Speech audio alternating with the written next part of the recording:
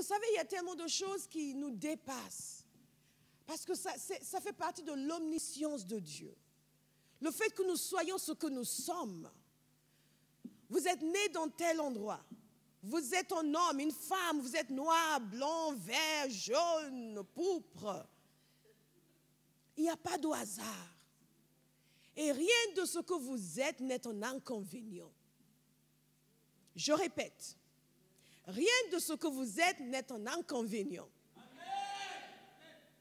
Dieu a fait exprès de vous faire comme vous êtes parce qu'il a mis quelque chose en vous. De par votre histoire, votre culture, votre passé, la couleur de votre peau, quelque chose qui vous est particulier est utile pour Dieu dans l'accomplissement de sa volonté. Donc, il faut cesser de voir quoi que ce soit dans votre vie comme un handicap. Les hommes peuvent estimer que c'est un handicap, mais Dieu, dans sa préscience, a fait exprès de vous faire tel que vous êtes parce que ça va lui servir à quelque chose. Et quand nous comprenons cela, on est délivré de tout complexe de supériorité, d'infériorité, de petitesse, de grandeur, d'extraordinaire.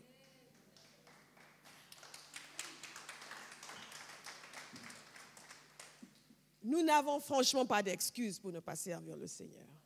Je vous ai dit que j'allais vous secouer. Vous n'avez pas d'excuses. Vous n'avez pas d'excuses. Il n'y a aucune situation qui ne peut être réglée par la puissance du Saint-Esprit. Il n'y a aucune difficulté qui ne peut être enlevée par la puissance du Saint-Esprit. Il n'y a aucun argument qui peut être opposé contre ce que Jésus dit dans ce passage. Vous êtes la lumière du monde. Et je suis vraiment touchée par l'histoire d'Abraham. Parce que nous sommes en train de parler de la prière, n'est-ce pas?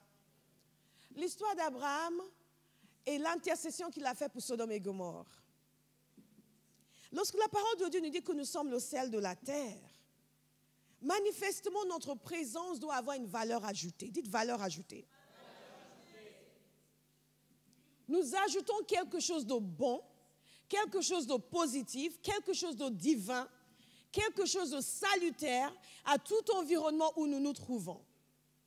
Et nous sommes le moyen par lequel Dieu amène les gens à sa connaissance. Et chacun de nous a cette responsabilité. Donc, Abraham intercède pour Sodome et Gomorrhe. Dieu lui parle de ce qu'il va faire. Et ce qui est intéressant dans cette intercession, c'est qu'il ne lui dit pas ces villes ne sont pas méchantes.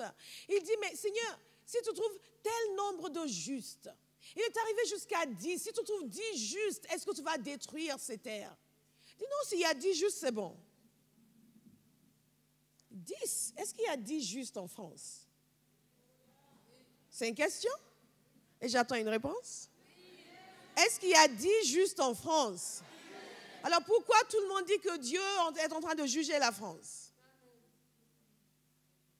Si Dieu peut accepter de ne pas détruire Sodome et Gomorrhe à cause de 10 justes, la possibilité qu'il y ait 10 justes, combien même notre présence devrait amener la faveur de Dieu dans la nation où nous nous trouvons.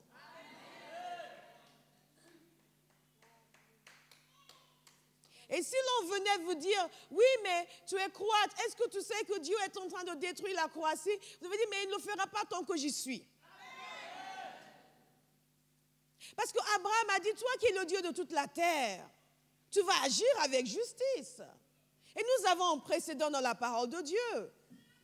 La méchanceté de Sodome et Gomorrhe. Et Dieu m'a dit, s'il y a 10 justes, je ne vais pas les détruire. Notre présence est salutaire. Là où vous travaillez, votre présence est salutaire. Et s'il n'y a pas de chrétiens, surtout ne changez pas de travail, ils ont besoin de vous.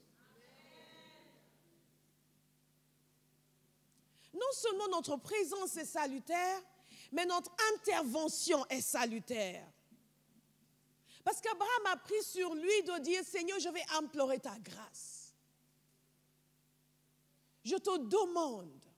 Et pourquoi il se permet de le demander, de demander ce qu'il demande? À cause de la relation que lui avait avec Dieu.